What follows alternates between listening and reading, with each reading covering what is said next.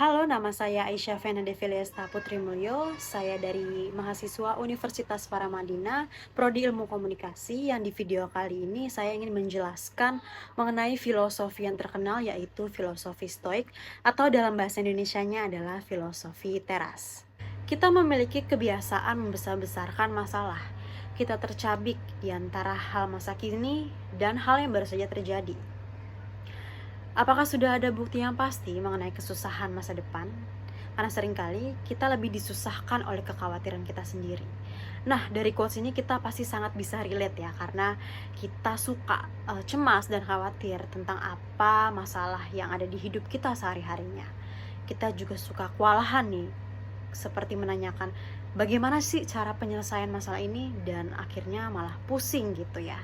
Karena hal ini terciptalah filosofi Stoik oleh filsuf Yunani kuno bernama Zeno, yang bisa membuat kita sedikit lebih tenang dan rasional nih dalam menghadapi suatu masalah.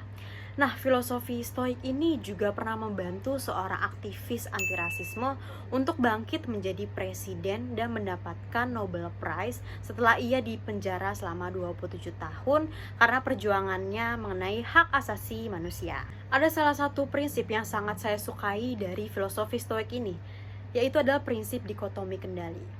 Prinsip ini menjelaskan bahwa dalam hidup kita harus mengkategorikan dua kategori. Yang pertama adalah hal yang bisa kita kendalikan, yang kedua adalah hal yang tidak bisa kita kendalikan. Nah, apa saja sih hal yang tidak bisa kita kendalikan? Contohnya banyak sekali ya, seperti kondisi dunia, musibah, hubungan, bahkan karir. Filosofi Stoik ini menjelaskan hal yang bisa kita kendalikan itu cuma dua, yaitu pikiran dan tindakan kita sendiri.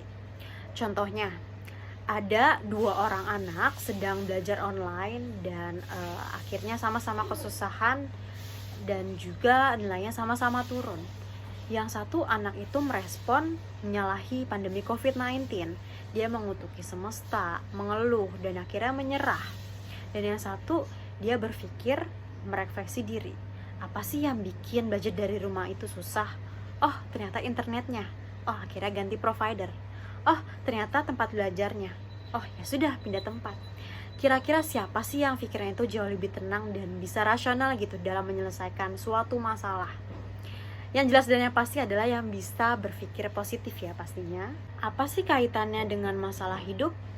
Masalah hidup itu kita kategorikan berdasarkan ada atau tidaknya kontrol tersebut. Ini sangat-sangat penting karena agar reaksi kita terhadap satu masalah itu membuat masalah itu menjadi selesai. Karena memang seringkali ya, kalau kita berhadapan dengan situasi cemas dan khawatir, kita malah lebih memfokuskan hal negatif dibanding hal positifnya. Contohnya seperti pandemi COVID-19 yang membuat diri kita tuh terkurung selama 2-3 tahun ini. Kita malah mengutuki semesta dan malah mengapa sih hal ini terjadi gitu. Dibanding kita mengambil positifnya dari hal pandemi COVID-19 tersebut.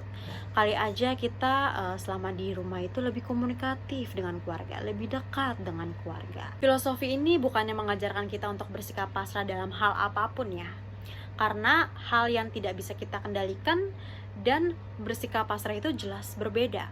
Karena dalam kondisi apapun kita harus memilih agar kita terus bertumbuh, teman-teman. Nah, bagaimana sih caranya kita untuk menerapkan pola pikir stoik di dalam hidup kita? Yang pertama adalah pastinya kita harus bisa membedakan hal yang bisa kita ubah dan yang tidak. Karena memang masih banyak kita yang mengendalikan hal yang tidak bisa kita kendalikan sebenarnya.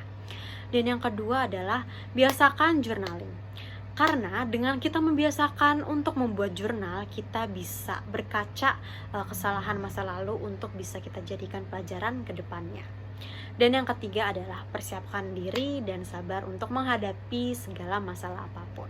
Karena hidup akan lebih berat dan sulit apabila kita hanya memfokuskan pada permasalahan yang datang daripada kita memikirkan dan fokus pada hal-hal yang baik. Karena pada akhirnya kebahagiaan datang dalam diri kita sendiri. Jadi daripada kita berlarut-larut nih dalam kesedihan, mari kita ciptakan kebahagiaan pada diri kita sendiri dan tersenyumlah.